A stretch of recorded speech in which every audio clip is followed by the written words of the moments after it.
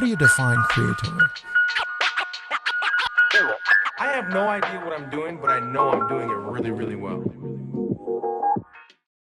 Well, what was crazy, I was, when you said we were going to record this, I was like, oh, I know obviously we recorded a long time ago, but it's been 2 years, bro.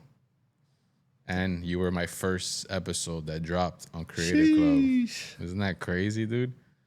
That it's yes, it's beyond crazy, especially to think trying to put myself in the shoes of where I was before that, and so much has changed.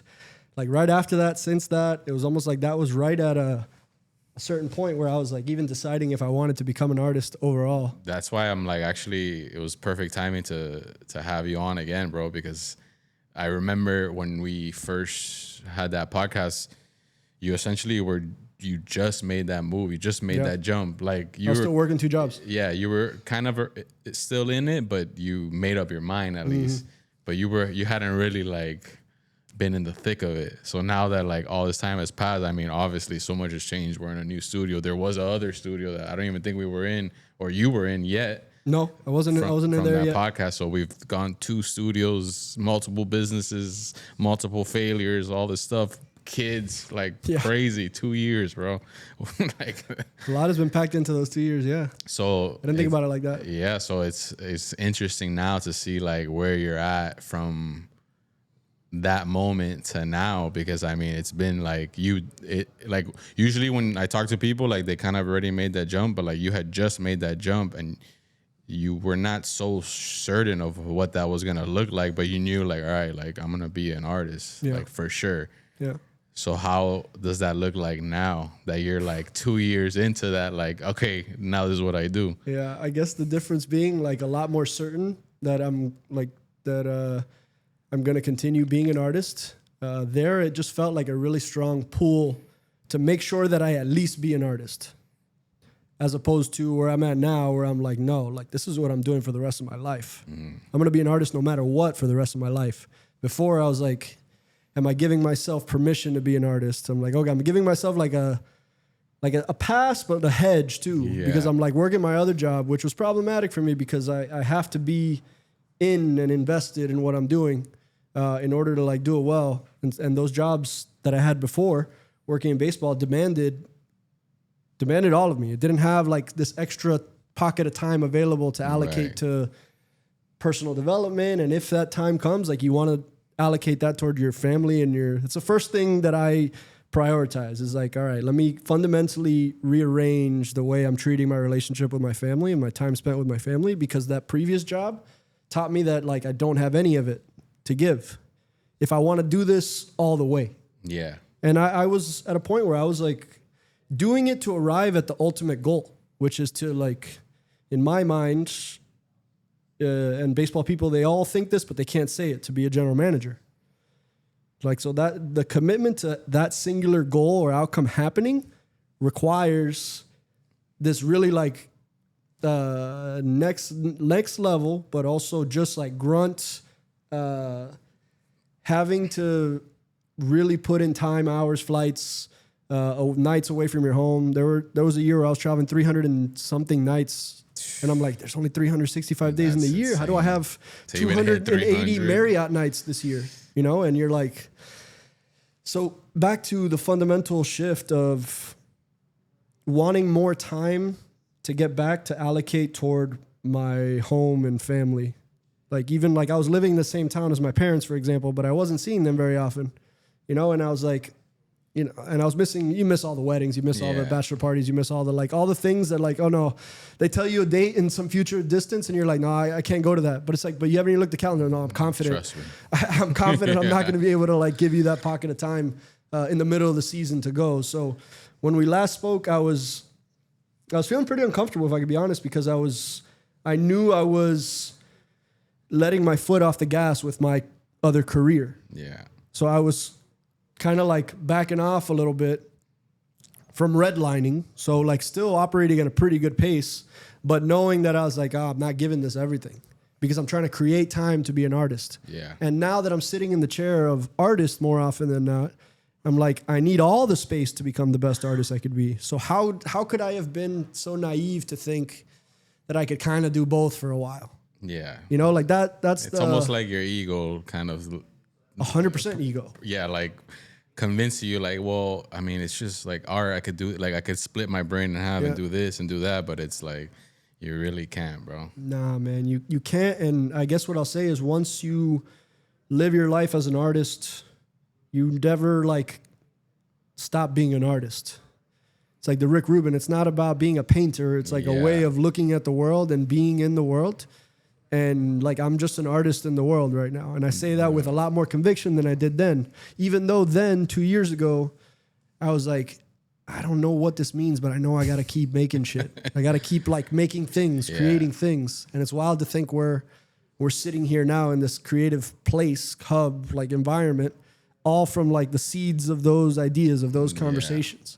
And that conversation would be kind of like the original genesis point of everything that's come after that. It's insane. It's even insane just to think about like who you were 2 years ago. You're like, what? Like that doesn't even make sense. That was before Amalia. Like, you can't even comprehend that person. You don't know who that is. But I think I love that you said that, bro, because an artist in the world, like I feel like when that realization clicks, it's like that because in the beginning you're battling with, damn, am I really an artist? Am I really a DJ? Am I really a graphic designer? Like, do I really do this? But I feel like, and I can't speak for everyone here, but I feel like we all have in some moment or time had that click of like, bro, I'm just like a creative and an artist, and like in 2 years it might change what that looks like, but like that's exciting now instead of like, shit, what am I doing? But when I feel like I've had that moment, and maybe I can pinpoint it when I think about it. But that's when I feel like you unlock that, like, because then you don't care, bro. You're just like, all right, like I just know I need to create, whether it's a business, or whether it's a painting, whether it's art, whether it's music. That's when like you really start to move in the world like more confident of like, all right, like I've accepted that this is how, and then. I think it's even more important that maybe a lot of people don't speak on it like that, but like it's like you're the creative director of my own life. Like instead of making your art or your creative endeavor around your family, you start with your family first, and then you work around that because we're able to. But it's like you're creating a painting with your life instead of just like, all right, this is what it has to be because this is what I've heard my whole life. And it's like, nah, not really. Like we could literally just like today we said we're gonna do a podcast at 2. Let's do it. Like I always try to think about that, bro, because even there's some weeks that is like tough, but then I'm like, bro, but like what are we really doing here? Like we're lucky, you know, and other people aren't. So yeah, I love that you said that. Like we're just artists in life. Like that's a bar, dude. Sheesh. That was good. That's a really interesting and like potentially accurate way to put it, because it's the creative problem solving or the creative mind at work, or your creative, whatever that call it, your creative intuition, your creative energy, right? Like when you apply that to any problem, you'll see that there's kind of multifaceted or different ways to look at any problem. And the way that I ultimately arrived at it was like, all right, what do I need to do here? I know for a fact that the unhappy person is the person not creating. Me, the unhappy version of Adrian Lorenzo. I'm not saying that to anybody out there. I'm saying like the unhappy version of myself is someone who's like you told me like, oh, you can't do this anymore. Like if somebody at my job would have been, hey, you can't be an artist anymore, I'd be like, that possibility now being on this side of it feels like, nah, that will never happen. So how do I find creative solutions to like, what do I got to do? I got to come up with a monthly nut making art. Is that the problem? Okay. How? Yeah. Is it a canvas? Do I sell canvases at a certain price? Do I make merch? Do I like, I've run the gamut of like, does this look like prints? Does this look like digital? Does this look like murals? Does this like, am I designing headphone products or watches or sneakers? Yeah. And I can't say that I've landed at which one of those yet, but my point is that I think thanks to maybe even COVID too, like in this post-COVID world where we realized that you can kind of move on your own a little more. You do not have to rely on these larger entities to sponsor you to live your life. You can make moves. You can like create things, whether those things be creative products or just like businesses. You can create LLCs. You can like invest in a fucking vending machine or ATM. Like you can do these things independently. And I never really even considered that as an option, which is ironic because that's what my dad did. My dad runs a construction company, and he's been his own boss for as long as I could remember, but I do remember when he wasn't that. So those memories are fewer because he's been a business owner, an entrepreneur more. So that's what I've been seen more. And he has worked like an animal every day for my entire life, for almost 40 years, right? And he has, like almost every single one of those days that I've had exposure to, been able to like make every baseball game, every practice, every like this, every that, but only because he was in control of the situation. Now, those hours weren't going away, so it wasn't like luxury time. He's like, all right, well, yeah, I'll go to work at 5 if that means I could get out by 2:30 to be at Belen to watch baseball practice by 2:45 or whatever. And like that dominion over your time, I have so much more appreciation for now than before. And that's not to make anybody who like is working more traditional jobs feel any kind of way. I'm just saying, like, now that I've kind of discovered a way to move in the world with more independence and less reliance on somebody to give me permission to do the things I want to do with time off or with like whatever, that's the unlock. Now, that's two-sided. That's a double-edged sword because I've also experienced kind of the biggest fluctuations financially speaking. Yeah. In terms of like, okay, yeah, but now you got to figure out that nut that was comfortably coming the 15th and 30th. Yeah. Now it's not coming like that anymore. So it's not like, and the benefits attached to it, the health insurance, the blah, blah, blah, like. But at least you're in control. It's like you're in control of it, but you're in control of it. And now it's on you. You know, and with a child now, which I didn't have one when we had that conversation. I was getting ready to. Yeah. We were meant to, but you can do all the mental preparation and reading books you want, and then that punches you, and you're like, whoa. Yeah. And so you've asked what's different. Like that's different. But in the lead up to me having Amalia, or Amanda and I having Amalia, is investing time into me, like into my family, into even like myself. Just like meditation was never a part of my life before, for example. Yeah. And it slips away from me all the time now. But I know that like there's been a discovery of self that's come out through the art that also feels like that genie can't be put back in the lamp. There's no whatever analogy you want to use for that. Like it's out there now. Yeah. So now that I know that's there, I'm always going to do this. So now how can I do this more and more? But doing this is also, it's like a limited bucket. Like I am a painter as well, but I feel like I'm just an artist. Yeah. And I think that what I love about what we've built here is that can have so many different shapes, all of which I have interest in, all of which, like if you ask my wife, if you ask Amanda right now, like, no, but you do more research on film and directors and photography and things than I see you working on the craft of your painting. You know, she would be like, aren't you supposed to be a painter? But I think that's the thing that makes us, or at least because I have the same instinct too, where I should be maybe working on this or doing more of this, but I'm like, yeah, but right now I want to research this, but it somehow trickles back into what you're doing. Yep. Or then when you do get around to that canvas, you're like, oh, but I saw this movie that made me think of this and that, because you're kind of opening your brain to other things, and then we're applying it into things I would have never thought, as even in my music knowledge that I've learned over the years from DJing and producing or graphic design, that now I'm like, bro, who would have thought like I would apply this to this play or show that we're doing that has nothing to do with this, but like I'm able to like apply it. Sure. So it's like that, I guess curiosity is what helps your actual craft too, in a weird way. Without question. And I believe in some of these things fundamentally. A good friend of mine introduced me to a book, and in the book, it's an author named Frederick Dodson, but in the book he was like, when in doubt, kind of be really open and perceptive to what you're interested in that moment. What holds the highest interest to you in that moment? Because when you chase that in that pocket, in that moment, like that's when you plug into whatever it is that we're talking about out here. Yeah. That then like opens up the creative pockets or the dropping into the zone or like whatever metaphor you're comfortable with. But I believe that fundamentally, and I know it because I'm not a music maker, but I have felt the pocket of being like creating something musically and feeling like, whoa, Yeah. what was that? Like, what was that magic that you just like felt? I can't describe it. You know, I remember clearly like sitting in the studio with nobody else, the previous studio, when we had done the little music area where we had set it all up with the monitors and all that.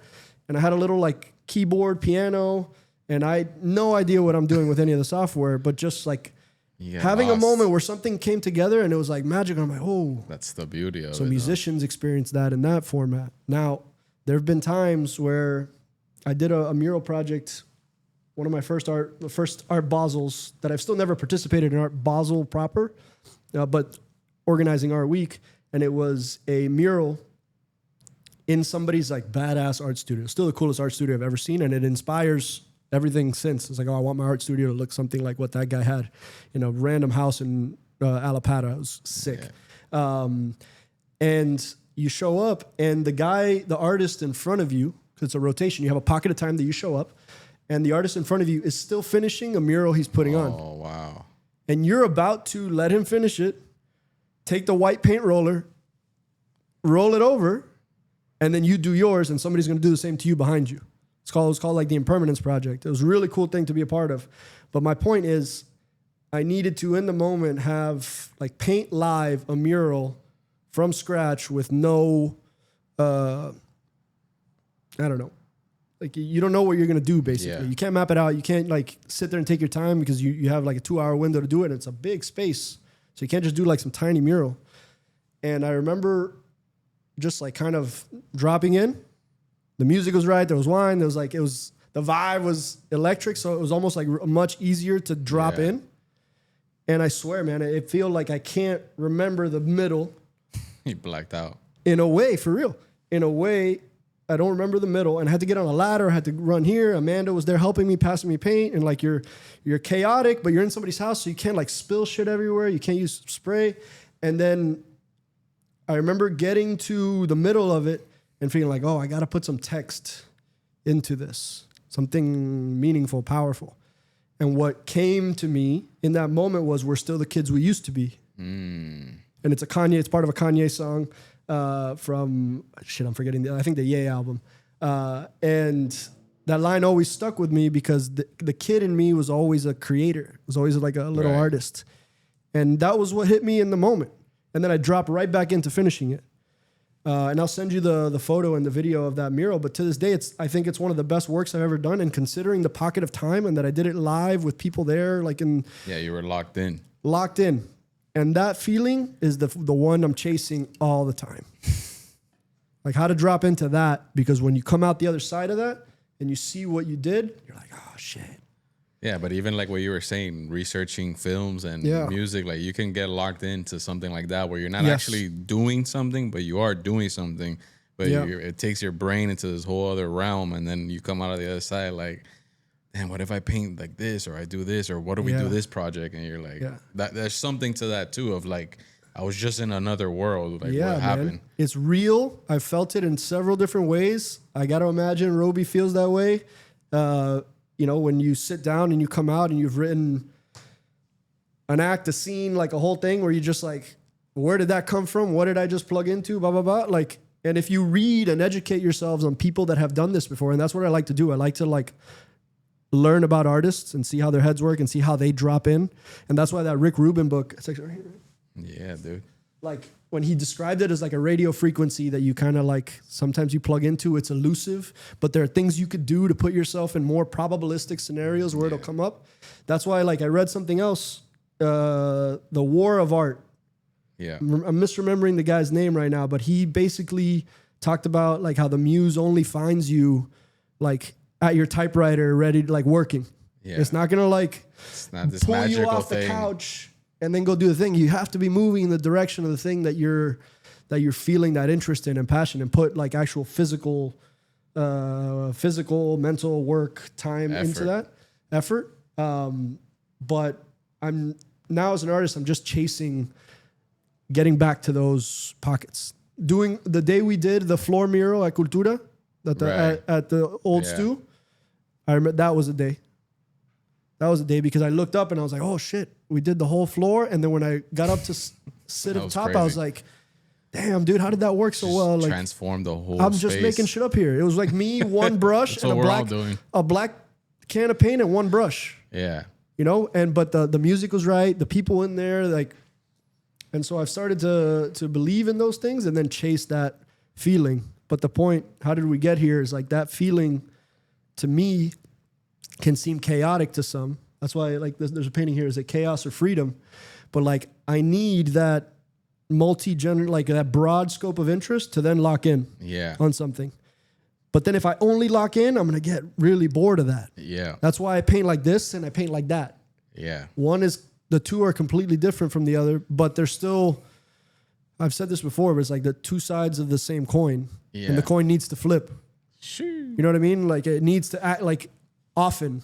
And maybe it's more like a dice, because I look at what you and David do and like what on the graphic design side, and I'm like, man, that is just incredible. What a cool, that's like Iron Man shit. You know, like Tony Stark when, with Jarvis, like I look at it that way. I really do. But I think there's something to that where it's like, because I'm the same way. If I were to just do that though, I think it would suffer, because then I'd be, and I think there's two sides to a coin, not to steal your analogy, but there's some people that they just lock in on the one thing and they're the masters of the craft, and they fucking, you can't touch them. Right.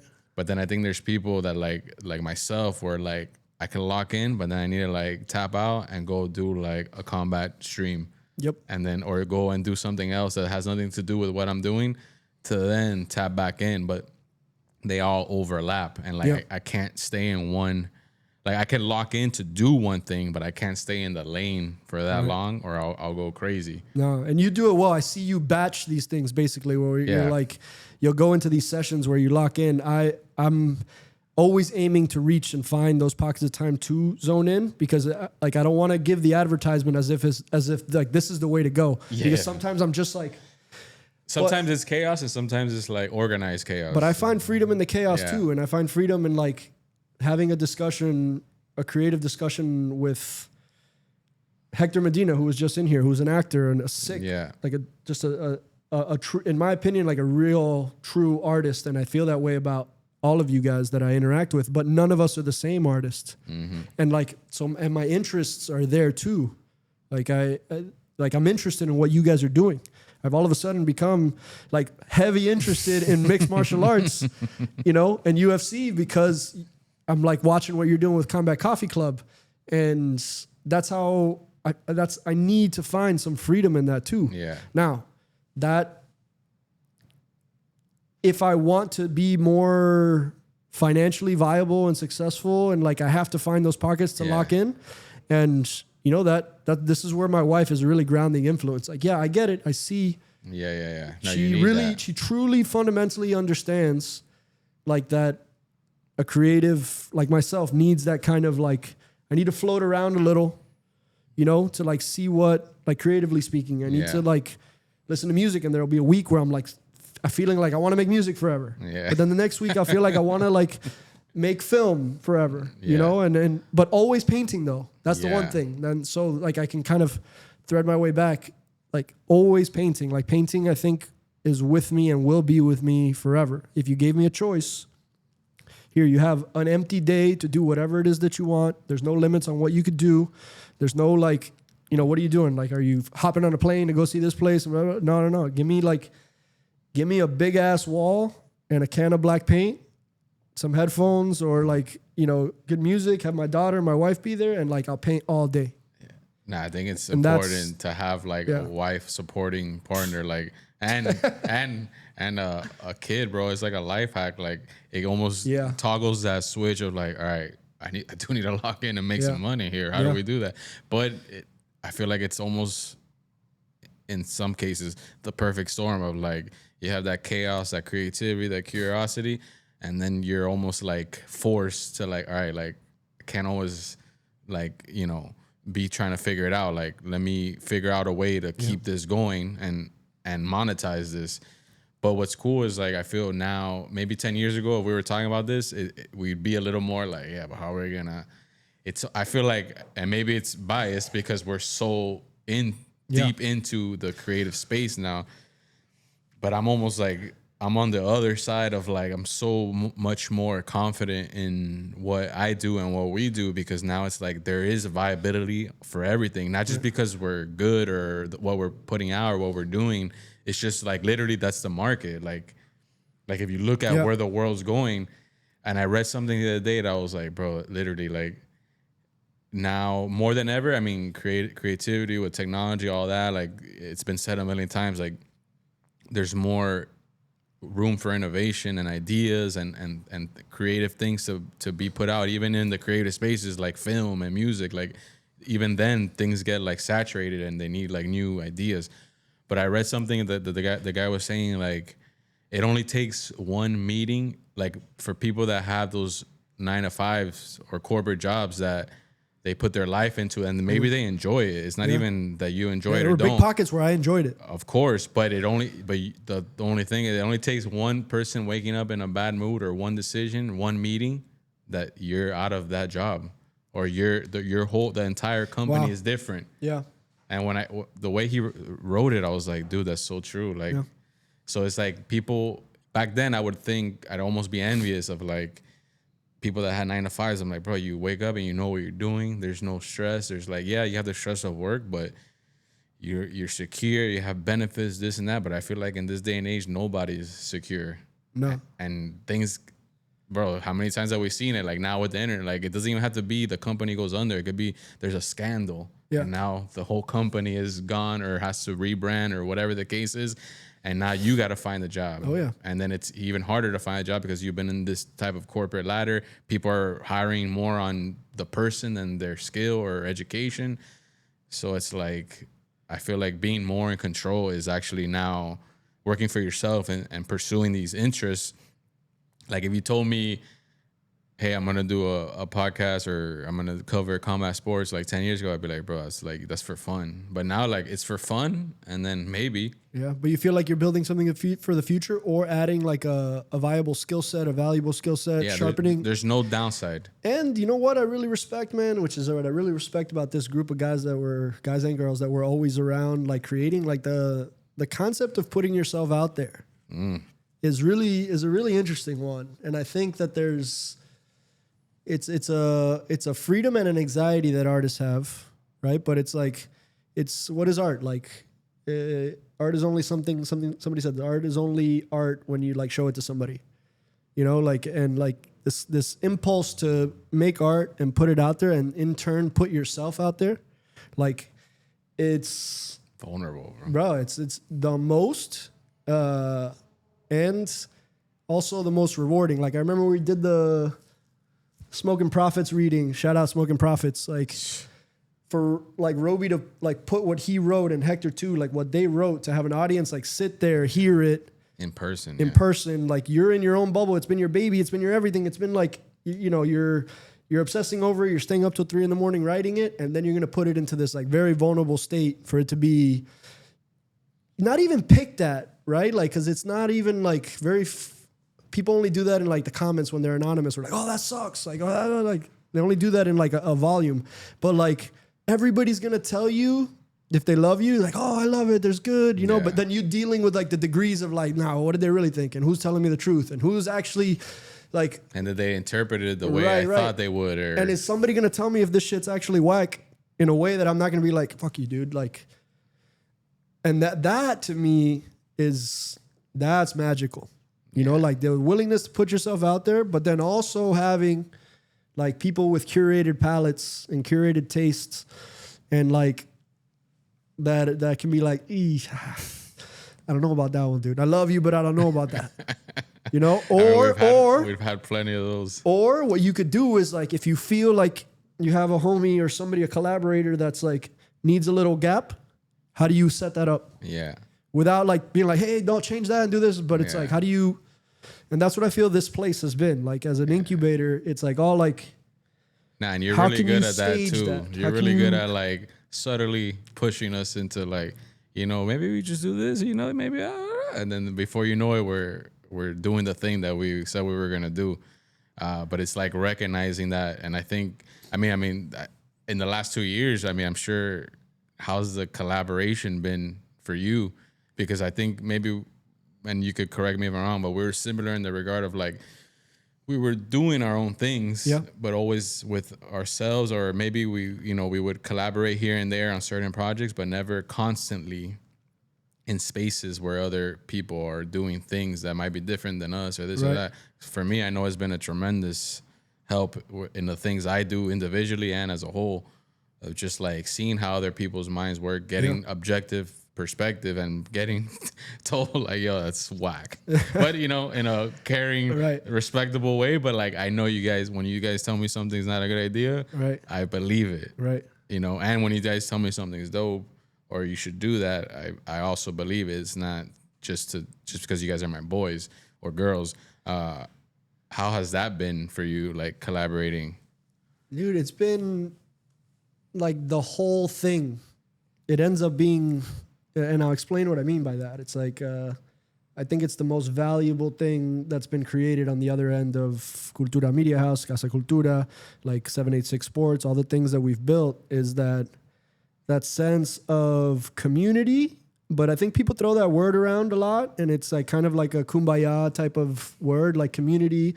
And like, cool, I'm not poo-pooing that, but what I'm saying is like in a post-COVID world, we corrected to being very alone. And there's a time and there's a place for that, and there's like time to be reflective, time to have that, you know, time to yourself and time away from others. But then now in this remote work world where you can catch a check and stay remote and like live your life that way, it's the office provided you like a structure of dealing with people and interacting with people and like physically. Like if you believe that people exchange energies and it's like kind of like somebody can walk into the room and change the energy of that room just by walking in. If you believe in those things, and I do, I don't even believe, I just know. I know them to be true because I feel them in the moment, and I'm like, okay, this is a thing. And when you have conversation, that ping pong of back and forth, the right conversations can put you in a place where you're like, oh shit, what is that?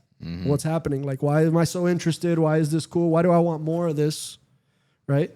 And I think that I now buy into that or believe that, know that more so than ever, because I was creating by myself with my wife, mostly for my wife, like in our house, paintings scattered everywhere. But Amalia, our daughter, was coming into the world. We were going through pregnancy and all that. So I knew I couldn't just live like this forever. Like my studio setup had to change. My like everything had to change because it was literally a painting in every corner that you could think of propped up, and like 70% done, 30% done.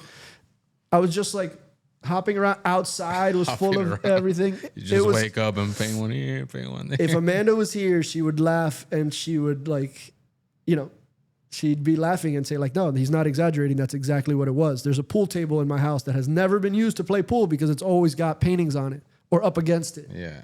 You know, and I've lessened that a lot now. But in my search to find a studio for that reason, because I needed to keep being a version of that, I rent the studio right by Tropical Park, the warehouse space, thanks to a really good friend who like kind of teed it up. And I remember starting out and like being really excited, like I'm gonna stage this place. It's gonna be my studio, designed by Adrian Lorenzo. Is gonna have like private art shows and visits and blah blah blah blah blah. I was already thinking in that direction, and I got there and maybe like a couple weeks in, I'm like, damn, this is kind of lonely though. You know what I mean? And my wife wasn't there as much anymore because she was at home now. And she was like really pregnant. So I started to feel this isolation and feeling like, oh, the work's not as good as I thought, you know? And I'm kind of like, I'm not feeling that like interest in it. And I was like, oh, whatever. And then I don't know how it is that you found out about the studio or whatever. I think I told you about it. I don't even remember. But the day you pulled up with Roby and Mark and I where Mark reached out and be like, hey, let's shoot something. Yeah. Because he's a photographer, videographer. And so I sat there and we did like a version of a recording, right? Like an interview style, which is actually a hilarious one that we can't ever play again. But the point is that like I was there and you popped your head in and I knew you were a creative, but I didn't like, until we did that podcast, I didn't know the degree to which you were a creative beyond the musically creative job that you were in. Yeah. Some people do that and that's how they check their box. But like I got to know you and realized like, no, you're doing however many things, like a creative entrepreneur. You're like, you know, you're obviously doing graphic design on the side, but I don't know how often you're still DJing. So I'm like, all right, this person is moving in this creative space. And I love music and I respect DJs like the most. Shout out DJ Blaze, which I was in 8th grade. Shout out. Not a DJ anymore, but respect. Always a DJ. Dude. Yeah. Once a DJ, always a DJ. Fair enough. But anyway, you popped in there, you popped in with Roby, and we just like, I think in the middle of what we were recording, we just started talking and having a conversation. And like, I remember that day feeling like, oh, that's dope. Yeah. Like we can have more of these conversations more of the time and just come out with, you know, an idea for a documentary series that we should shoot like immediately. Yeah. And then all the like, oh, who can help us put this together? Boop, boop, boop, boop. And it clicks and comes together. I'm like, oh, that's cool. And then you guys came in and we had a larger meeting again, I think as a result of that meeting. Yeah.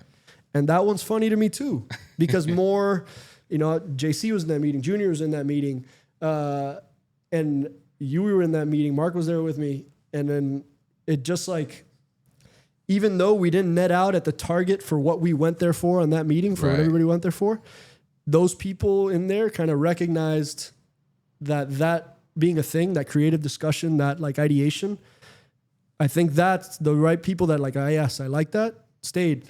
Right. And kind of like, okay, how do we do more of this? And then everything has been like a doubling down and like a further extension of those original, like, how do we sit here, talk about creative shit? And then with the capability to do them, not just these abstract theoretic concepts that it's the other throwing side. shit at a wall. Like, where can we come up with dope ideas that we're passionate about, helping each other build their own brands? Because that's what I like too. I like that everybody's effectively bringing their own like LLC into this, and they have their own ways already of existing in the world, but like don't need to come to this collective thing and have the collective thing be their whole world. Yeah. But if you like collaborate or team up with people, then you realize that first you realize how little you know. Yeah. How like, yo, you thought you knew stuff. Cool, that's cute. Spend an hour with David Verjano, you know, and be like, you don't know nothing, dude. Like, Back to the drawing board. But that's okay. So back to my life in baseball, though, I believe fundamentally in competition. Yeah. And I think people put competition in like a very antagonistic bucket a lot of the time. And it's not like friendly competition either. Like that's like I don't know, that's kind of wonky kumbaya shit too. I come from a world of baseball where these kids are literally each other's best friends, but they're competing for the same exact job. If you're two shortstops in an organization, like you're trying to be the shortstop for that major league team, no friends. and those guys can be the best of friends. And I get that. Those two things can exist as true, right? Because there's also a saying, I think Mike Lowell said it in the interview that we did, which is another cool thing that we can sit there and do, where he's like, listen, if you're good enough to do this, if you're good enough to play in the big leagues and I'm good enough to play in the big leagues, we're both going to play in the big leagues for some other team. And I feel that way about every creative in here. If you're good enough to do this, if I'm good enough to do this, it's going to work out in some direction anyway. But if we have the ability to kind of team up on certain items, now I'm raising my level and I can't come with like some weak contribution to the collective. Yeah. And when everybody ups that and holds like accountability to themselves and what they're bringing, then that's where magic happens, because then you see big movements. Exactly. Yeah, then you see the walls have ears. It's not so much the skill exactly that you're trying to compete with. It's like, all right, this person's thinking like this. I need to make sure I'm thinking like that. And then in turn, everyone starts to like elevate, like you said, then something big comes out of it. And we're able to push something forward like that. And what's that like, that law that you're like whatever percentage of the people you spend the most time around? Yeah. I think that's fundamentally true, and it makes sense. And that's how I feel about you guys. Like but it's also been very intentional. Like I don't feel like it's completely accidental like that. I think we've also like crafted it to be like whenever certain something pops up that we feel like is not contributive or is not collaborative to the group. We kind of address and assess and like, hey, that's not good for that general collective, whatever. And that's another big thing too. Nobody's ever actually able to like relinquish their ego or fully check their ego. Like look at anything Freudian, Jungian, like you're like, that shit's there with you. Yeah, it's always there. Now, the degree to which you can like operate in spite of that, at least or acknowledge operate it. anyway, without that needing to like lead whatever it is that you do, because sometimes that same energy is what makes you a dope artist too. Yeah. So you can't like throw that shit out. Sometimes you need it. Sometimes you need it. You can't just like throw it out, but also collaborative group efforts don't move very far, in my opinion, if 6 egos lead the charge of what's happening, right? But it also takes a certain level of like wisdom, and I think that's another thing. We're all in like second eras of life, or like kind of like more advanced chapters. Yeah. That we're like, there's a wisdom that comes with just living decades of life, especially when you live them as parents, where it's like times however much, you know, like that. I think we have a good way of like, all right, I don't need to like run the ball all the time with my idea needing to lead the charge in what we're doing, you know? Best idea wins. Right. But also if the people I'm collaborating with are also in it, if they see it the way that I think I'm seeing it, they'll make sure that like my idea doesn't sit very long without getting attention, or without like, oh, let's work on this, you know? Yeah. And it's that balance of trying to make sure that like that doesn't get lost, because it's a very delicate thing that you have to proactively maintain, like group efforts. And I think that's why a lot of people that have started startups and businesses, I know myself in front office groups, there's like very small pockets of time where it's magic. Yeah. Because it's like working well, but like, and then then it goes a certain way, and you're like, yeah, because this person's ego kind of got in the way inside of that. And I think, you know, I've now seen that it's possible to have collaborative efforts not be driven that way. Mm-hmm. And that artists can work with each other without that being like, you know, that guy Rock Soul can come in here, the artist, and we can just make a painting, like paint it down the middle 50-50, and not be like, oh, my shit's got to come up first, and then come out the other end, everybody's feeling good, and like the total product was dope. And okay, so that's possible. How do we do more of that? And I think when you add more creative people, especially if you think that they're like in so many ways better, but not better like, oh yeah, you're better than me. It's like, no, dude, yeah, right now you're better. How do I kind of match that level?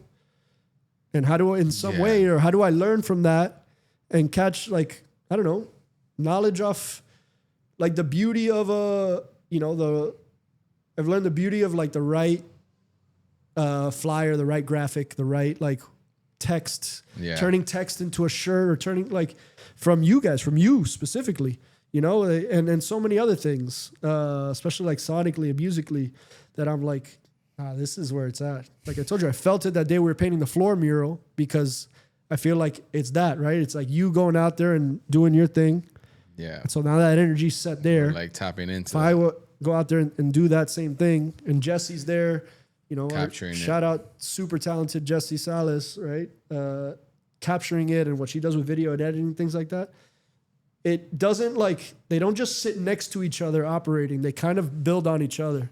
It's just like a baseball team, though. Yeah, to 100%. Use that analogy, but it's like once someone has that spark, or maybe someone's having a better day than everybody else, but that kind of trickles into everybody else seeing like, bro, this guy's coming out, like I need to like step up, and then next thing you know, this person's making a play, this person's making a play, and then you win a game, then you get into the playoffs, then you make the World Series, and it's like that magic, but it's figuring out how do we constantly, consistently harness that magic without taking that baseball analogy, without like somebody else like wishing it was them instead of you. Right. And that's the energy that I'm talking about, where it's like the ability to have faith and conviction and confidence that like it's going to work out for you anyway, but that you spending time working on somebody else's thing just because it's not yours, and just because your shit's not leading whatever, like that to me is that like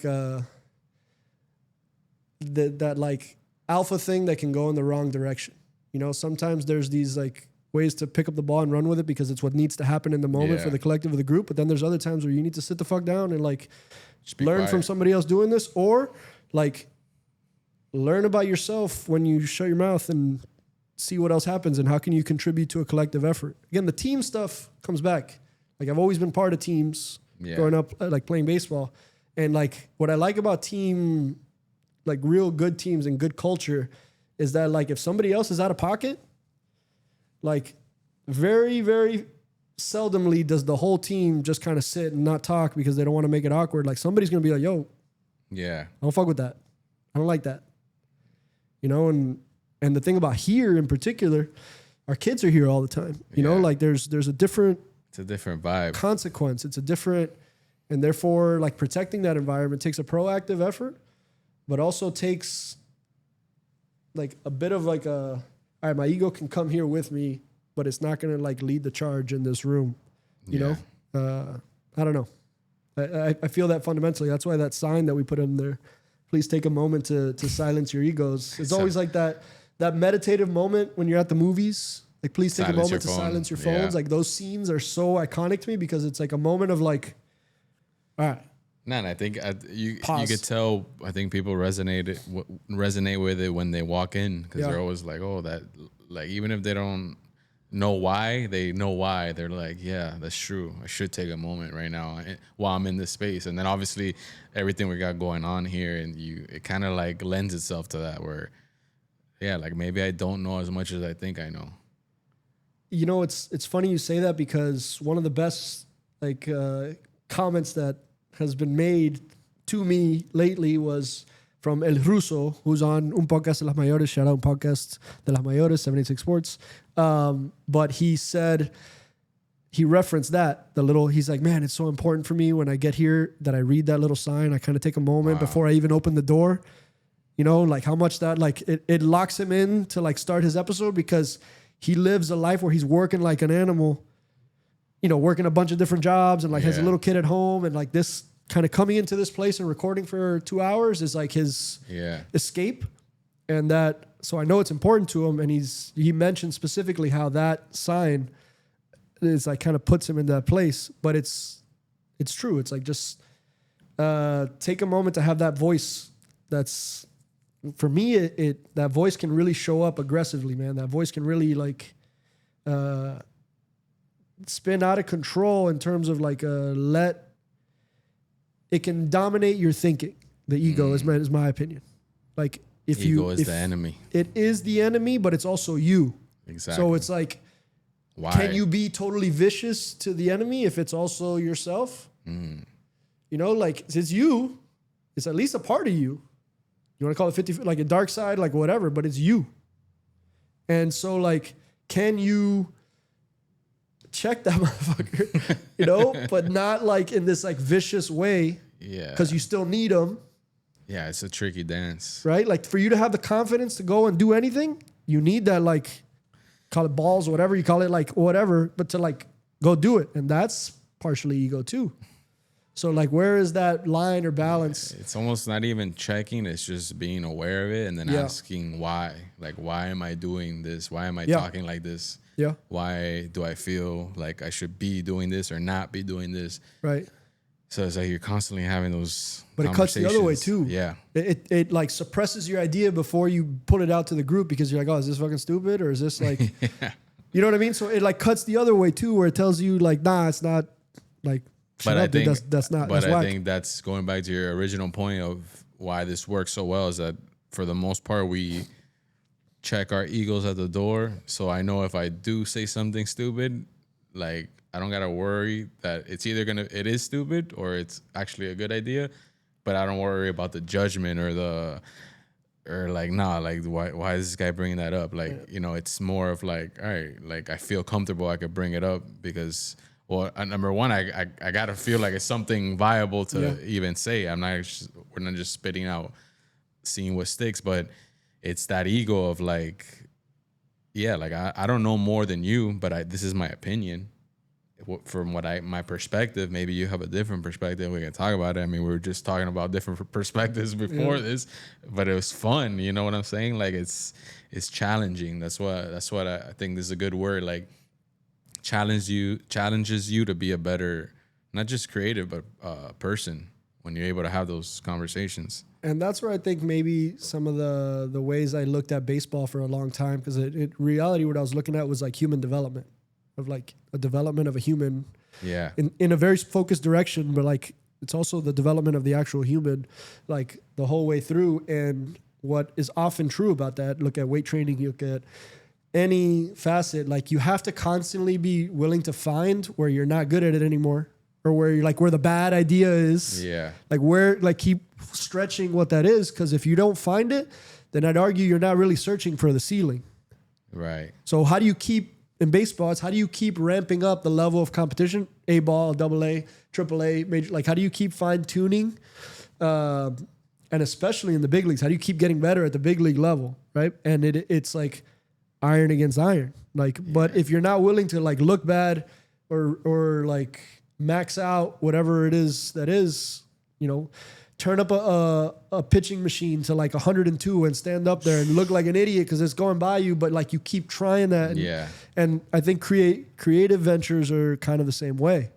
And appreciating that like you have to like volume shoot to a certain extent. And this is what I try to tell this to Amanda all the time, and I love her that she understands this, that like me being an artist can't only show up when it's time for me to go do a mural. Yeah. Where did the sketches and the craftsmanship work and the mistakes and all that? When I go do the mural, it's not the time to go make the mistakes. That's the fun part. You know, like that's supposed to be the part where like I'm doing the thing. So hopefully there's this space that allows for finding the limits of what a good idea is or what a bad idea is, of what just having that white belt mentality. That's what we call it. Like always being a white belt, even when you're a black belt mentality. That's great. Like always being open to learning new things. And, you know, you might be a black belt, but a blue belt might tap you out and you got to be like, why? Or show me what happened there. Like there's no ego of like, oh, that's crazy. You caught me in that. But always being open to learning new things, because if you're not open, then you're not really evolving. You're just like stuck in, because you could go as far as you can alone, but if you're not open to those ideas or perspectives, are you really like advancing as a human? With the openness, I'll take that white belt analogy that like, yes, the blue belt, you know, like can submit you on a given day, but like you also have the chance to, if you do your shit right and if you plug into the right something, like can still pull off something, you know, special. And that's what I love about art too. It doesn't always have to look like some super polished thing to have plugged in or to have come out. Like there's things that I've done in an hour that are way more collective, like total, that work totally with 40 minutes of effort than some things that I've put that also work that take 10 or 12 hours or whatever. We talk about it all the time. It's like what we consider throwaways or things that like, I'll just put this up or I'll just put this out sometimes, or not, if not most of the time, or what does well. And it's maybe going back to like, you didn't put so much pressure on yourself. You're just doing the thing.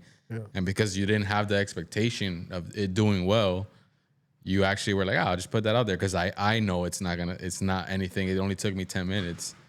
So it's like that weird, like, because you didn't have the expectation, you put it out, then people receive it like, oh, this is dope. And you're like, but that last thing took me like a week. But you put so much into it that then it happens to me where like, damn, should I post this? But it's probably because I spent so much time thinking and working and this and that I'm like, it has to do well because like I put in the effort, but not really. It's subjective. Which is, I think, what keeps you like always working harder and kind of trying new things, because you can be a super refined artist and even and if you read the things that they say and do in their books and whatever, like they find this thing elusive too, still, even at those levels. And so it's, I don't know, man, I think creativity is part magic. I don't know what part magic that is. But like I said, I think it has to find you working. And then I think your setting, your atmosphere matters. So like who you're surrounding yourself with, what you're surrounding yourself in. I think that matters. And then also, I just think the muse respects a worker, like a certain grunt, you know, like the muse. If you look at her as like a woman, right? Like she doesn't respect you being lazy about it. I think, you know, she doesn't respect like, she'll reward your sweat equity. She'll reward your effort. She'll reward your action in that direction. And she'll tease the shit out of you, you know? But then like, she'll make you prove that like, yeah, but you have to put in the time. You have to put in the effort. You have to put in the I don't know. She has to catch you moving in the right direction. If not, yeah, what are you doing? Not like, no, why would I? You know, like what? That's a good analogy. And I think I think that there's a certain analogy to that for life. Like you should always be moving in the direction of improvement and getting better. Sometimes you don't do it. You know, sometimes it's blatantly obvious that you're not doing it and you're like, fuck, dude. Like, yeah. Step it up. But again, the community, the team, the people, even whether they're saying it to you directly or just exhibiting it in how they are and operate in the world, you know, it's like that's helpful to me. Oh, for sure. It's contagious. You know? It's super contagious, and that's why I think community is really important. And that's why I felt as compelled to try to make every effort to preserve it. Because there was a point where it didn't really make any sense for me anymore to have some big studio space for my art. If I only looked at it like, yeah, if I only like sat there and did an ROI of like what's necessary and what's not, like I could have like limited it to a storage space that I put my stuff in, and became more convenient for me to paint at home. Ironically, like, and it's almost like the ego thing, because then it's almost like, yeah, like I need this big studio because I'm an artist. Yeah, I relinquished that part pretty quick, but what I couldn't lose at any point was whatever we were doing in here. Yeah. Whatever we had captured in here, I could have that felt like the last thing I could, maybe not the last, but like one of the last things that I could like give up in those moments, you know? So to preserve the setting and the environment. And that's why I was so, insistent is the wrong word, but like when this place that we're sitting in right now was a really abstract idea, yeah, before it had any proof that it's functioning like it did, like it was important to me that like to take the risk to like jump at this opportunity because it could amplify the things that we did, you know, not just because it's more parking, but because it's a new canvas to like showcase the things that we do in here, but also make everything a downhill run. So like if you come in here and you play guitar, I don't play guitar. I want to badly. But like you're 1-2 switches away from sitting on that electric guitar right there connected to the amp. That's so true. And ripping it up. I've set up the turntables there intentionally so that like you see it and you're just like, whoa. It always calls drop me, in. dude. Ariel, you know, will come in today for a rehearsal and the microphone will be there plugged into the speaker. Everything's intentional. The table is set up next to the TV so that you can plug in really quickly. You or David can plug in really quickly to walk through whatever is going on your laptop or iPad or et cetera. But like the bet that there was more for us to figure out about the value of a physical setting. And then just think about everybody who comes in here, man. Every artist or creator that comes in here, they make a comment about like why this doesn't exist more. Yeah. Or like how kind of unique the place is. And it reminds us because sometimes we're so in it, we forget. And it's not, I know this can come off as like just like continual patting ourselves in the back, but like because it seems so rare and because artists that I respect continue to come in here and people that I respect come in here and like their reaction is like, well, what, like, yeah, what is it? Like, what are you guys doing here? Oh, but this is cool. And like, they'll come in and they'll be talking about something else and it's time for them to leave and they'll stay because wherever the conversation went after that is also interesting to them in some other direction. That's how it happens. It's like Carlos, right? Like one of our partners, Carlos now, he was here for another different meeting, stayed for another portion of it, participated in it, you know, and he's a partner of ours now, you know, and I'm not saying it was directly because of that, but I think there's a magic in that too. No, and it's even on the other side, it's like when our daughters come or Oh. Hector's 7-year-old comes and we expose him to like, yo, this is possible. Yep. And there's a canvas right there for him. And like, he's like, yo, you want to paint? Let's paint. Why not? Why not right now? Here's 5 markers. I think that's powerful too, of like paying it forward in that regard. The most. Of like, this can exist. It exists right now for you too, but you know, there's other avenues to pursue. Yeah. What's driving that for me too is it was never made clear to me that I could have done this earlier on, at least not in a convincing manner. Like, I was very much discouraged. If you just follow the logic line of traditional schooling, it's not really encouraging you to move in any sort of creative direction. Yet, how many clients do we deal with regularly who regularly need creative? It's crazy. You know what I mean? So it's like, it is necessary in some capacity. I'd argue a significant capacity, but also I think the traditional way in which I went through my educational life and career didn't make this seem like it was viable. And that's the thing I want to correct. That's the thing that I feel like I can help instill in a kid by giving him a canvas and some markers to work. Because maybe that light bulb turns on a little bit earlier, and that earlier makes you think about, like, well, what if I can paint something now and I'm in middle school, and by the time I'm in high school or by the time I'm in college, I got my 10,000 hours in, and now I'm a beast. Now I have technical skills because it was steered early in that direction, right? That's how I felt about baseball. Like I just had a bunch of hours in it. There was a point right before high school where I hated baseball. Yeah. I was like ready to be like, I'm done with this. Like, I put so much time and effort into it, right? But I was so like I caught a love for it again. But I had my 10,000 hours in it, you know. So I was able to like kind of hit that next chapter of it with authority and with purpose, which is like going to play in college. But artistically speaking, I was at a school that had like a sick art program. Wow. So looking back on it now, and I didn't do that program. I did one class in that program. Last semester, senior year, I took drawing 1. That is the entirety of my technical understanding of art. Where you have ended up? It's a great question. But in retrospect, I wish there was somebody who would have like been like, yo, you love art, man. Like this place has a sick art program. What? But especially not within my baseball team where everybody was an econ major and everybody was going to like work in Wall Street. And it was like, I couldn't justify like having my parents pay all that money and like coming out with a fine art degree. But sitting here now could have been, but I have no regrets about like how I'm sitting in this chair right now. But as it relates to this place and the classes that I want to host here, the workshops I want to do here, the things like you can turn on people's light bulb, man. No, for sure. I've seen it happen. You guys have done it to me in doing something, showing me insight into your processes where a light bulb goes on for me that may be completely unrelated. But like now, and that I believe in. That is magic.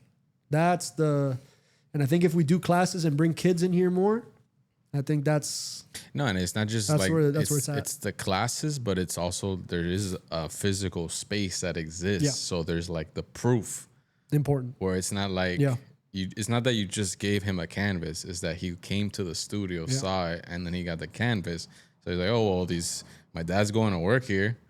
We're doing things in here. So there's something that's I didn't think about it like that. Like this could exist. It does exist. So that's what I'm saying. Like, I think it's super cool. And with the classes and everything we're going to be doing, like, it's just going to keep that ball rolling.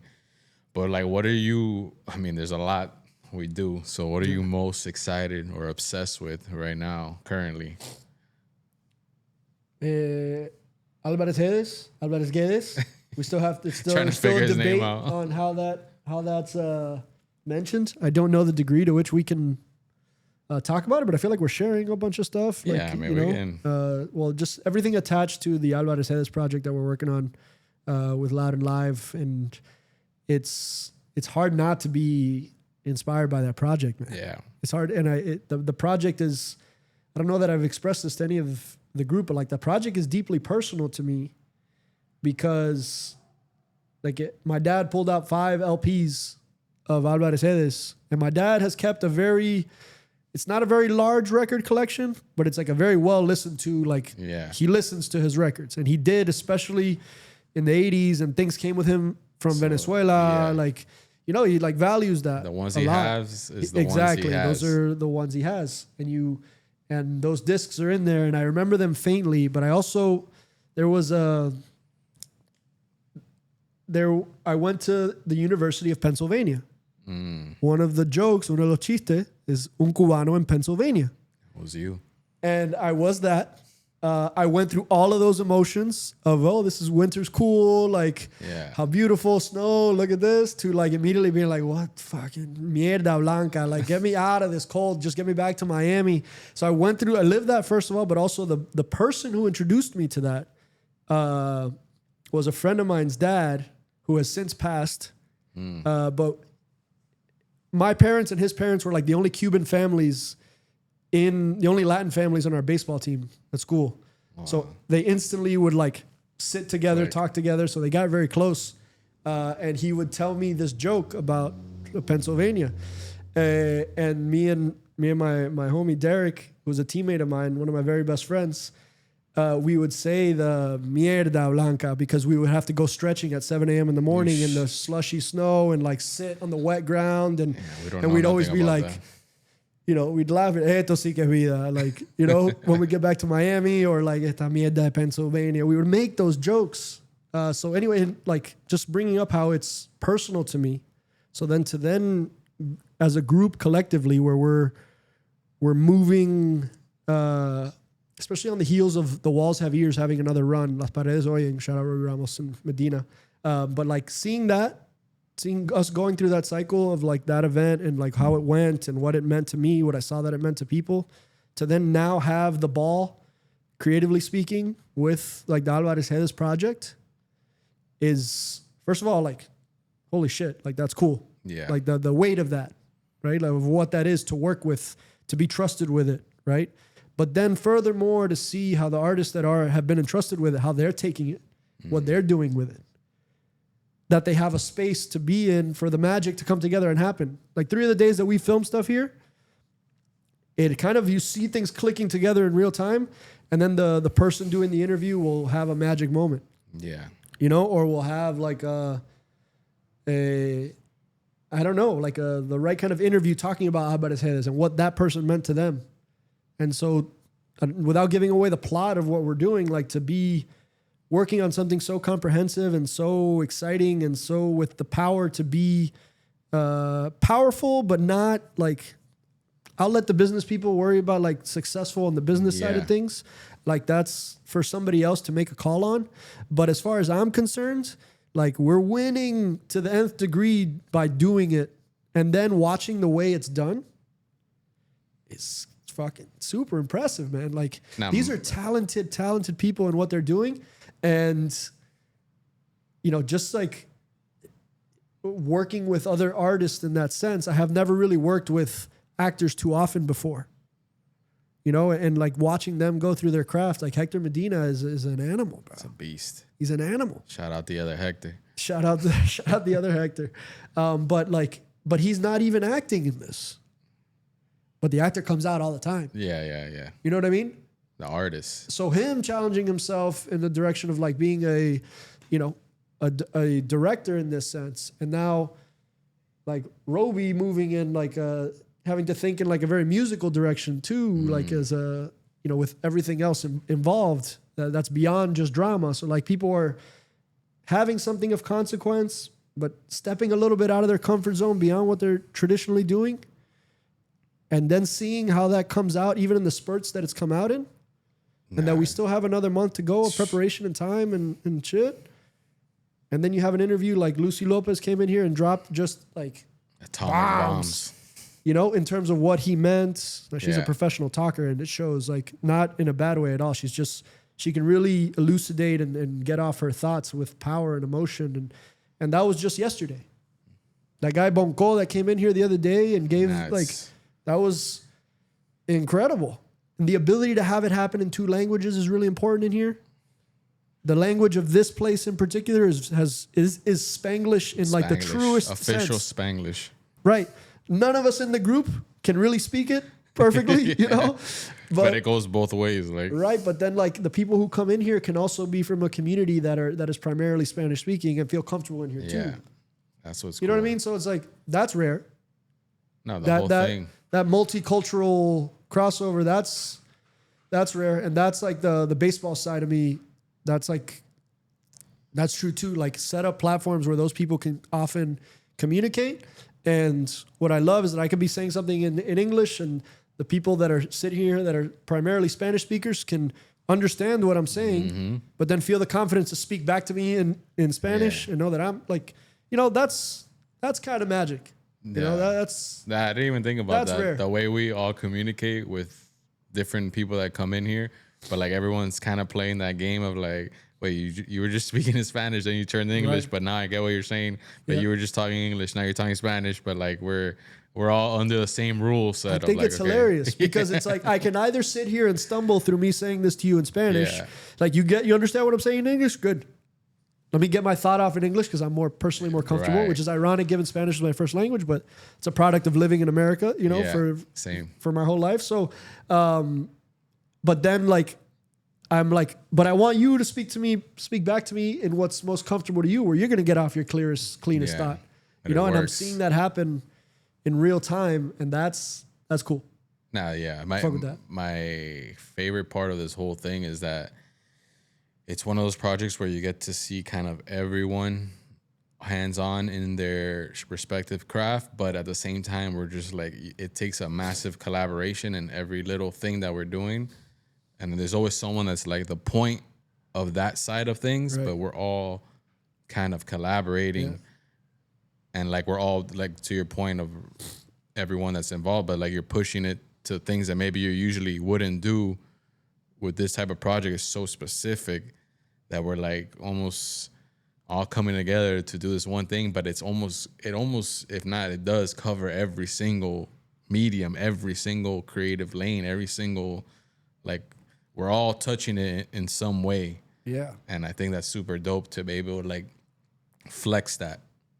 100%. And what can't be like missed in all that too is none of that is possible, nor would we ever be trusted with anything like that if it wasn't for like kind of organizing systems and organizing principles, which is where like JC comes up for me, man. Like one of our partners, JC Perez, is literally doesn't sleep, like is the earliest riser I know. I'm like, dude, don't text me at 7, dude. I'm like, I'm not ready for that just yet. But anyway, that energy, somebody kind of, for sure. Like we wouldn't be trusted with those other things, you know? So that's what I like about this company too, where it's not like, we're not just a bunch of like art purists, like just like, oh, let's make the best art that we can make for the sake of the art. Yeah, and like, I don't. It's commerce. That's not authentic to me. I'm like, yo, let's go. Like, let's work. Let's do things. Because one thing, like you can find a way to spend hours here hanging out. Nobody's ever in here not working. Yeah.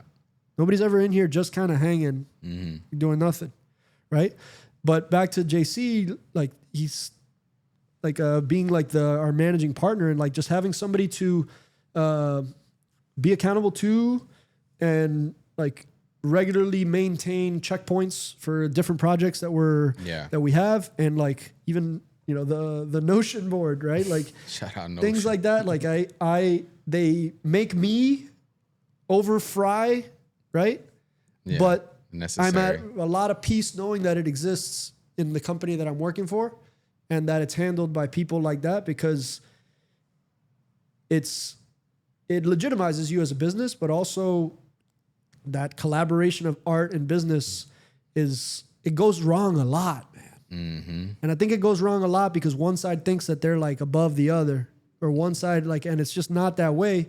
And I've said this before, like I'm the most capitalist in terms of like, if art couldn't make me money, I'm less interested in it. That might make me less of a pure artist or whatever. But if it's not, then I can't, like I got daughters to feed, you know, like I gotta eat, you know, I gotta make this be viable. So if I didn't believe that it was, then I can't have my heart in it. I gotta like figure something else out. But like systems like that allow you to operate in a way where you feel like, now we're legit, but now we're also bringing real creative to this legit thing that we're doing. And that's what I think maybe I could see that just being less feasible in a more corporate business structure. Yeah. I see it like it's less feasible because you don't get the, I don't know, you don't get the chance to be the artist most of the time. When you're working for a business, you have to be the business most of the time. Does that make sense? Yeah, no, 100%. You know, and the space to do the creative, space to be like true creative, and know that the creatives that you're working with are constantly like educating themselves and curating their own palette. Like I think you and David do this for me all the time, dude, in all sorts of different directions where it's like, I feel like you guys are really like absorbing culture at a high rate and like kind of helping it, share it with us, with others. Junior does this heavy too. Yeah. Our Instagram back and forth is like one of my favorite things because it exposes me to, and like that's important too, right? Like you can get swept up in doom scrolling too long in that direction, but you also, I think there's a magic in like kind of always being sharpened up with the times. I remember we were watching, remember that video, man, that music video that the Indian dude did? Oh, the Big Dogs? yeah. Where they're filming that crazy music video. Like I felt like we were like on that early and we wouldn't have missed that. Yeah. And then I watched something like The Algorithm, shout out The Algorithm. Because that's literally the job of that. They're always like kind of sharpening the edge of what's out there, what's relevant, what has like lived its life and shouldn't be around anymore. Right. Like they talked about like the Jaguar commercial thing were like Jaguar what pivoted hard in this wrong direction. It's explaining to you your algorithm.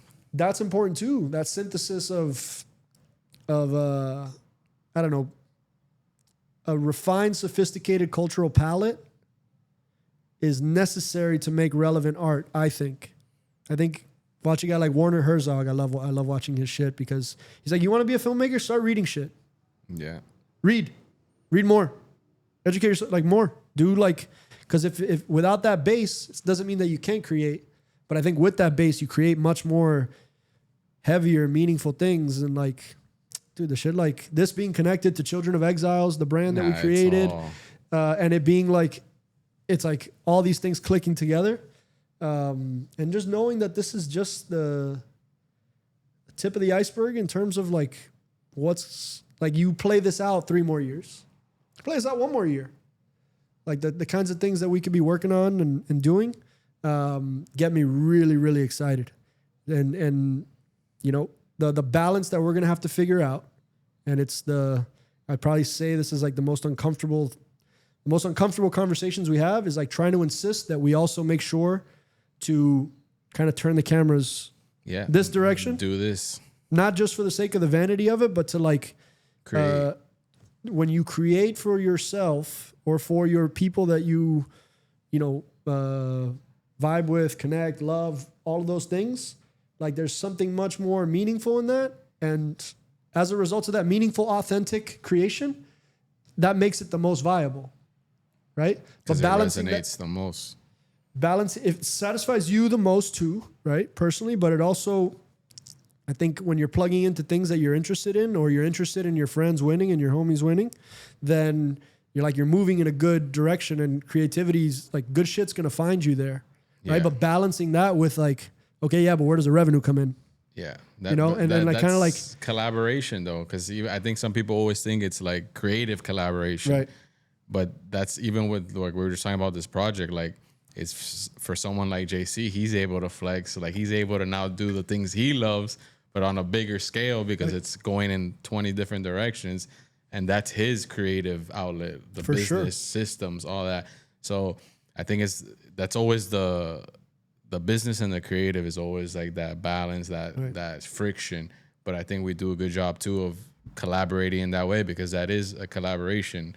People always think it's like separated, and I think that's where most problems stem from, where it's not. It should be a collaboration, right? But you have to understand each side. Sure. Like when it's time to create, when it's time for business, and when it's time for both. Right.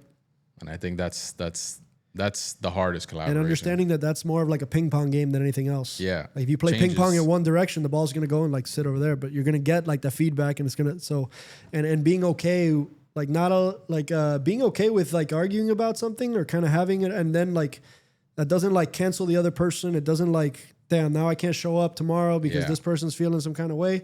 Like that ability to like have a tough conversation and like afterwards be like flip it to something else. That's magic too. That's the ego part. That's where you can really be helped by not having that lead. Yeah. Because that's where, and the Cubans, yeah, you know, like it can be very, I know it. I come from that world and like you know, that's culturally true for Dominicans, Venezuelans, blah, blah, blah. Like, Yeah. you know, there's something like very, especially amongst like males, right? Where that can happen. You put too many dudes in a group together and you get competitive dudes in there and Science. like it can go a different way, Yeah. you know? And that's why I think I love having like female perspectives in our group too, because it, first of all, like in a lot of ways, they're more, I think the females are a lot more in tuned due to like higher senses of intuition. That's why I think you see more artists that are female. Maybe I'm off about that number. But just that like, that perspective has been necessary and welcome too, into seeing that, I don't know, just a different plug-in, right? Or a different plug-in of energy and perspective and in some ways, like as is in Jesse's case, right? Like she's just a sick artist. Yeah. In multiple ways. Yeah, she drew fucking Celia Cruz the other day and I was like, wow, I am definitely not the best painter in here, you know? Like, and that's good. Yeah. That's great, you know, but can you be comfortable enough with that and not being like, oh, no, I'm better than that. Nah. But that happens, Oh yeah. you know, and I've It's seen it natural, happen too. a lot. And that's why I think this is different in that we try to cut those off at the pass. But, you know, at the same time, like, I'm not going to get complacent in terms of like, we have to continue to like be mindful of those things, because if even allowed to our own, I don't know, letting an organic way of this playing out, if we're not careful, it'll creep up. Like for me, I'll find there are times where I find myself bringing that into, I'm like, what are you doing? Yeah. You know, so hopefully in the community and in the collaborative, we have checks and balances to make sure we stay where we want to be. But I think where I definitely want to keep moving is creating things. And because I know it satisfies those in it the most, to make sure that the things that they're working on don't get lost in our prioritization of it, just to make a buck. Yeah. Right? Like, can we make a buck doing the things that we're also good at and interested in? That's the test. That's is it delusion? I don't know. I don't care. It's that Busta Rhymes thing. Like, you almost got to be delusional You to have get to the to. point. But I think that's the test. Like, can you be a truly creative agency and work mostly on the things that fire you up without sacrificing, I don't know, the things that are important to you in order to make those creations, and not just like do things to catch a check and feel like you're making whack shit and like you're not even like invested in it or Yeah. involved in it. How do you keep it? And that has nothing to do sometimes, as we've seen, with what kind of company it is. It's almost like what the people Person. in that company, what they're open to trying and testing out creatively. That's more important. And that could be a loss center, that could be a personal injury, that could be whatever. But like them being open to some different creative way to spin it that we can Because a put our lot of times identity you'll into. assume that just because they're this type of company, they're going to want to do this certain thing. But it's often those that surprise us. Dude, I love working on like seeing what's being created on the construction side of Oh, things. man. We just did a magazine spread, dude. You know, like- What? That's and- crazy to me. And it was exciting. It was fun. It's like light. You know, they got the eye black on their eyes. Shout out Yeah. John Bell Construction. But like that, there is, okay, so that's proof that those things exist. yeah. So how do we do enough of those where we satisfy the nut of paying the bill and everybody feels financially happy, while also making sure to not like just be working on things we're not like passionate about and connected to. Yeah. And that's why you Muerto de Risa with Alvarez Hedes, it's like perfect overlap No, that's of money. viable business with like a really viable entity in Loud and Live, and like with experience of putting on these experiences, but with all respect to them in terms of like allowing us to like run creatively, Yeah. allowing Roby and Hector to like really run creatively with what this is. And that's, you asked me what I'm excited about, that. Yeah. And I love making murals right now, man.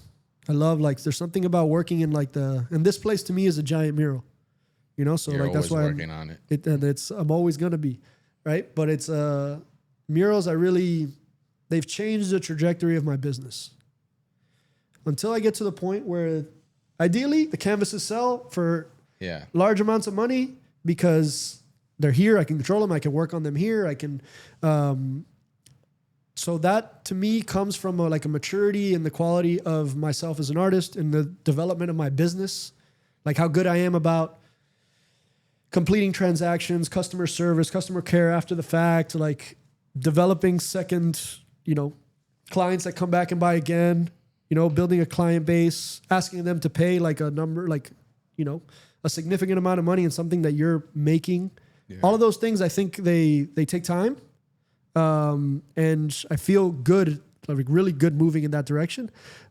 But as I'm doing that, the murals thing has been really really interesting from a business standpoint, because thankfully I work at a rate that's pretty fast. And I'm not an oil painter. Right. Where I have to wait drying times and blending colors. Like there's a style and a method that I can move through something relatively quickly. And now I have closer to 10,000 hours to where like I'm pretty good at it and I'm pretty quick with it. And that helps in Miami, I feel like. And then turning people's light on to what a mural can do. And I think you don't need to look very much further than Wynwood. Wynwood is my favorite examples of something happening in the world, period. This terrible place. You ask your dad about Wynwood, what that area was like. No, even when I and started they'll be like, going that's there. the worst area in Miami. Yeah. And what happened? They allowed art to permeate, to get in there, gave it a platform, turned it into a massive canvas. And like that's might be one of the more expensive pieces of real estate in all of Florida, maybe the country. Crazy. I lived there for a full year and got to experience what that was. That's crazy when you put it like that. Like a place where you as an artist can just walk around and absorb and realize and do illegal street murals on the sidewalk. And it's okay. And that the community goes up as a result of that. And that other artists, they don't always do this, but they'll leave it up without fucking disrespectfully painting over, which I'm sure happens. But there's a whole thing that developed as a result of that. And so that changed the way I looked at murals. And I like to paint at scale. Paintings can only get so big before you can't even move them around anymore or store them. Right. And so the mural gets seen by a lot of people. And that's not the point, but it has a chance for a kid to go by and be like, oh man, somebody can do that? That's true. And there's somebody that's going to pay to have that done? And so then going back to how do I figure out this math equation? How do I make enough money to make this keep going? The murals have presented themselves as an interesting way, and one that I really like doing. That's the important part. Yeah. So it's those two things. That said, if you'll find me later tonight, staying up late watching Stanley Kubrick, trying to take notes and watching eventually. Malcolm X by Spike Lee and trying to create a story that I connect with and that is relevant, and then, but that's when my wife will be like, hey, you still have to be a painter too. Yeah. Like, oh shit. Yeah, you're right. Yeah. So there's a lot I'm excited about, but more than anything is this dad shit is cool, man. Oh yeah. It's the best job in the world. I underestimated the shit out of it in all ways, in both ways, in the work and time that it takes, right? But also in the consequence of what you're doing, but also in the capacity. You realize what your capacity is. Yeah, capacity for love. Again, I don't want to say things that are too kumbaya, but capacity for oh man, there's a lot more in me in all facets than I thought was in there. And I'm and there has to be in order for me to do this well. But then also I get checked all the time, dude. I get checked all the time in terms of this thing fucks with me a lot. Yeah. This phone really I find myself fighting that the most in order to be present there in the moment. But it's the most I'm not doing it as well as I want to be. Everybody struggles with that. I think it's it makes it that feels better to know Yeah. that, but it almost doesn't let me off the hook either. no, but that's the thing. But the way I think about it is when you go back before you had kids, you think about like, wow, how much time probably was I wasting in general, but also on my phone. Right. So you always constantly are in check. So it's like, yeah, we could always do a better job. I mean, there's times where I'm doing a great job of staying off my phone and I'm super present. There's times where it's just like, damn, Yeah. that wasn't good. I know. I get swept up in this a lot because it's easy to like justify like creative inspiration with scrolling through Instagram, for example, Yeah. because my algorithm knows that I like creative things. So it just like Yes. hits me, bam, the bam. Oh, you positive like this? way. You like this? Here's somebody doing something else. But that cuts both ways. Yeah. You can get overstimulated and you can't possibly execute all those ideas.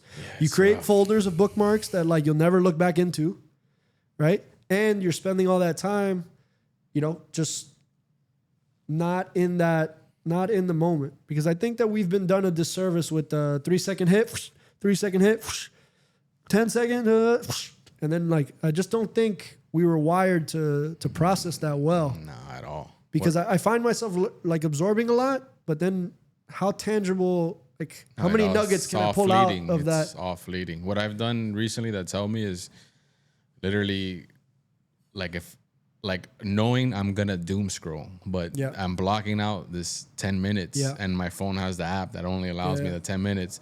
So it's like, okay, it's almost like I only have these 10 minutes, so let me make them worth because I'm not gonna be able to get in my Instagram again. So it's like almost like it's a productive, intentional doom scroll. Yeah. But then I'm almost like, okay, like that was good. Like it closes me off at 10 minutes. And then for the next one, like it's almost like it's like a doom scroll is not a doom scroll because you have an end. So you have to Right. make sure you're taking advantage of it. Yeah. But it's also sets the parameters of like, this is the only time you got. So Yeah. if you're going to do it, do it. If not, then, and then, you only have a certain amount of those a day, Yeah. depending how you set it. But that helps. But I mean, it's a never ending. That's why I asked you to battle. like, you changed all the settings in my phone to yeah, only yeah. get certain notifications. And Oh to, no, like, people that have all notifications are psycho. In 2026, that's I crazy. know. I tell people that I have IG notifications off because I don't know how the way I your can function. phone comes out the box is for psychopaths. Like you gotta immediately change all the settings. It's crazy. You know what I noticed? The ring one is the craziest. Instagram is the craziest because Yeah. it comes from Twitter. It's crazy the too. camera? Yeah, the ring Oh, camera yeah, that gives yeah. you like a little nudge anytime a strong wind blows by. Yeah. Especially with this place, I had to turn that shit that one off I quick. I wasn't used to because since I moved to the house, Yeah. I got the ring and I'm like, bro, every time a notification comes, I want to know. That one's just sneaky, fucking distracting. It'll get you, dude. It'll get you, and that's the part I think about this a lot actually. Like I really don't think we were meant to be like overburdened and overstimulated and over accountable the way that we are. Like just open anybody's email inbox, right? Like how many thousands of emails are you being flooded with that like you wouldn't have entered your space had you not opened that box. It's like opening a Pandora's box. But I don't think that makes me like ADHD. Like I don't think that maybe I am. I don't know. No, Right. But like it's not normal. there's something that feels wrong to me about like having so many things coming at you all the time that I don't think we were ever prepared for this. I felt this way doing my job where I was constantly fighting like an Outlook inbox. I felt like I was constant, but also like 73 Slack messages come in and 5 from WhatsApp, and then and you feel that, and there's something that course, happens dude. chemically There or has to be. physically when it's one of those days where everything's coming at you from all different ways, and it's like an overload. And like, bro, and our ancestors were just only had one objective: kill the animal to feed your family, Right. and don't die. Right. Well, and we've developed since then, and I'm glad because I also, the other side to that is that I could learn about anything that I want at any point. That it's like a thing we blow past all the time. Like if you wanted to learn about anything back in the day, good luck. Good luck finding that library that has the right book in 1910.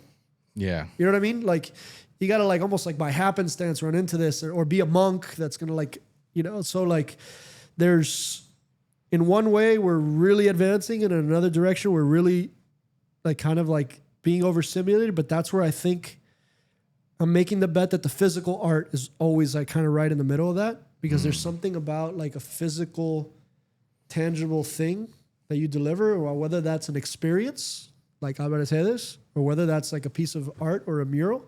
I don't think we're ever going to get away from the point where that's valuable. And I'm making the bet that that's not going to lose its value because like people are like overstimulated. Like I need to believe that real things are real. Yeah. I need to believe Especially that now. Like any video you watch, it's like the likelihood of it being AI is like 50-50 right now. There's a couple things that give it away that are being AI, but they get more and more subtle every week to where you're like, I don't know. That's like this Rogan thing, right? Like how many clips are using Rogan's tone of voice and like changing it? It's 100,000 hours now. And they start with a clip of him and it's like his voice saying something completely different. Scary. And you're like, you have very little way to determine if that was actually something that he said or not. So that's where I think the physical experience and like live art and like I think that not only will it make a comeback, but I think people are craving it. I think I was reading something about stand-up specials being like more popular than ever now, and stand-up comedy having like a moment in terms of live audience, and I think it's because of this. Oh yeah. I think it's like you're craving. Sports has always been that, so they don't lose that value. We've always known that this is like a good, valuable thing. But I think in the performances and art and like I went to do a career day the other day, and I was painting a painting, and I could see what it was doing to those kids. And that painting, I thought, I've since painted it over a bunch. I was like, damn, dude, I'm killing this painting, and not in a good way. Like this might be one of my worst live art performances ever. And that is not what was registering to the people receiving it. It was the act of it. It was the act of it. Valuable. It was the act of it. It was like the concept that I was even doing that for career day. And like that shit's powerful. And I think that it's real in the sense that it's here to stay. And that's, you know what really fucked me up with that was La Paredes Hoy. Or Amparo experience before that too. Where like I had been like sleeping on live performance theater because I'm like, I could just watch a movie, right? Like the quick, stupid logic. That's why I like this guy getting in trouble for saying that shit about opera and ballet. Like that's tough, dude, tough. So I actually think he's a sick artist. But there's something about that live exchange of ideas. That's why I like the podcasting is not, it's funny because I feel so, when I do a big league show, I'm having to like put myself in this like, hey, what's up guys? Like, let's do it. Like, and I'm just like, something about that. Either I'm shy about it or it doesn't feel authentic, but like the moments that we capture, like today, this conversation right now, that are more like good organic conversations. And we were having a really good organic political one right before this, right? Like that, I like that a lot. And that has to be fostered. That has to be, you have to create settings for those conversations to happen. Yeah, I agree. They don't just happen by accident. And the ones that do happen by accident, like they're, I don't know, they're not as high quality. You know what I mean? I like having good conversations. That's why I really respect, I think Joe Rogan, I think is one of the, you know, as a lot of people roll their eyes at it, and I don't understand that concept either, right? Like I think that having conversations because you're interested in the people and you're interested in the art of conversation. It's human nature too. That is the most human thing. That's everyone craves that. So like the most human thing. You get to do it for a living and you get to talk to anybody that you're interested essentially. Right. I envy that platform, not because I want to be that, but I'm like, dude, I'm just interested in having the conversation. Yeah. You know how deep we can get on like conspiracy theories and stuff like that, and not like in it's just because we're interested in it. We want to talk about it, but conversation. Like, how many people just in general in their daily life wish they could talk to someone about whatever it is they're interested in? We see it all the time. That when somebody sits in that chair and they're like, they lose the fact that the mics are on. They just kind of want to. They're getting asked questions that they might normally not get asked, so they're open up. Right. That's why I hope. I don't think Roby's here anymore, but I hope no small talk gets off the ground, dude. I think the first one is like, do you believe in aliens? And, That's a good one. And there's no like, it's like intentionally heavy questions that you have to like sit there and really think about how you're going to answer. But that was fun as hell. Yeah.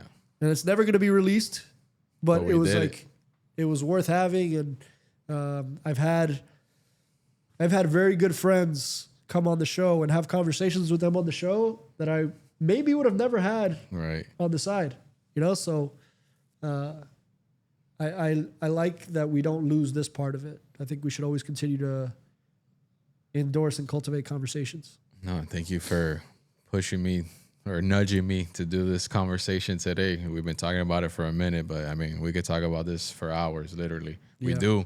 We So do. we just got to turn on the cameras more. That's really it. Yeah. Well, bro, thank you again, man. I appreciate it. We're going to probably do this a million more times. I hope have no so, doubt man. about it. I hope so. I hope we can get into more of like you need to be a guest on Creative Club. Mm. You know, like you need to be, Whoa.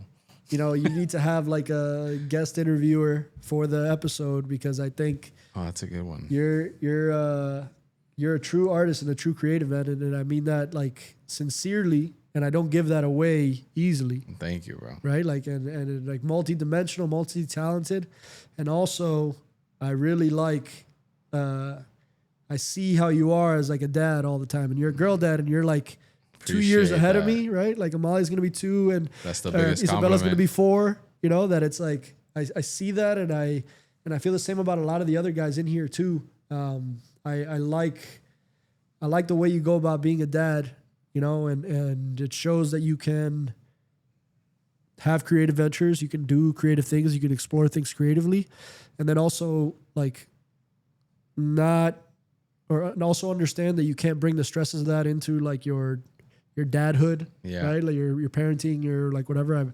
I like engaging with you, and not just because of what I said as a father, but as a creative. I think your palette is really well refined, man. You're like, that's hard to get. I think people blow past it. Everybody thinks they have good taste, and they don't. Yeah. You know, like, and the people who say that probably don't have. I'm not sitting here saying that my taste is great, No, but I I'm understand. saying that I appreciate coming in here and like learning things culturally, or seeing that, like, knowing that whatever you're absorbing it through the lens of this like open-minded creative experience. And so therefore what you do say is coming with the weight of all that.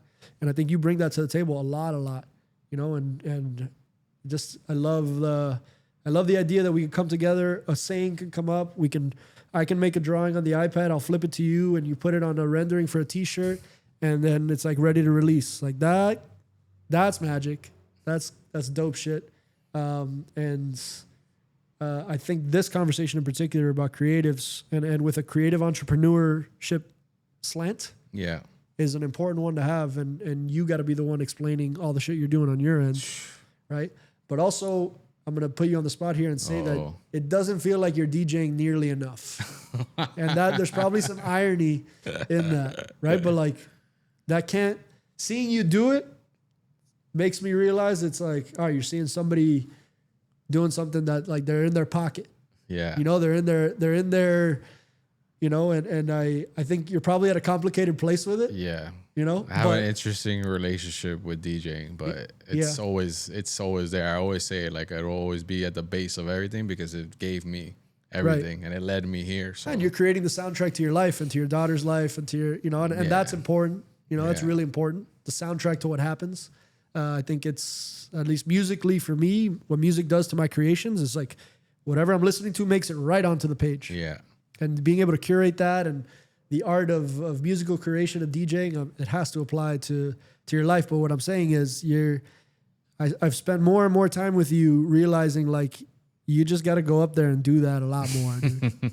Even if it's just like I know you do jujitsu, so even if it's just like, look at it the same as rolling, dude. You gotta like, That's true. That's a good way to you look gotta at get it. out there and just like rip it. Yeah. Mostly selfishly because we enjoy it too, and it affects. It's like your way of.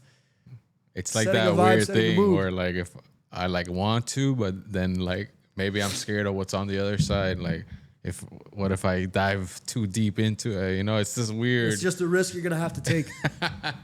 It is. It's just a risk you're gonna have to take because it's No risk, no that's magic. a gift. That's a gift to the world. Damn, thank So, you, bro.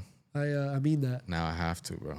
Yeah. All right, I'll take you That's up what I on that, said. man. Thank you, bro. You got it, Appreciate bro. you, bro. Appreciate you, bro. Thank you, bro. Sheesh.